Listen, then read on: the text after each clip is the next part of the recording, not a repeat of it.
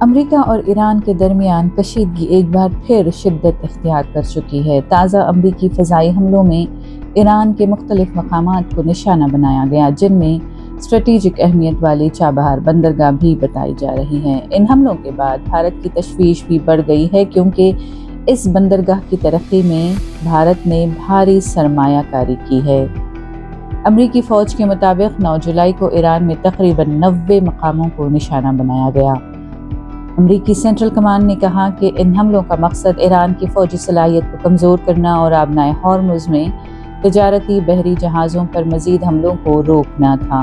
امریکی صدر Donald Trump نے خبردار کیا کہ اگر ایران نے بحری جہازوں کو نشانہ بنانے کا سلسلہ جاری رکھا تو اسے اس سے بھی سخت جواب دیا جائے گا۔ ادھر ایران نے جوابی کارروائی کرتے ہوئے کویت، بحرین اور قطر کی جانب میزائل داغے۔ اردن میں بھی، جہاں امریکی فوج تعینات ہے، خطرے کے سائرن بجنے کی اطلاع ہے۔ تہران نے امریکی حملوں کی سخت مذمت کرتے ہوئے مزید سخت جواب دینے کی وارننگ دی ہے۔ چابہار بندرگاہ ایران کی واحد گہرے سمندر کی بندرگاہ ہے اور پاکستان کو بائی پاس کرتے ہوئے وسط ایشیا تک بھارت کی رسائی کا اہم ذریعہ سمجھی جاتی ہے۔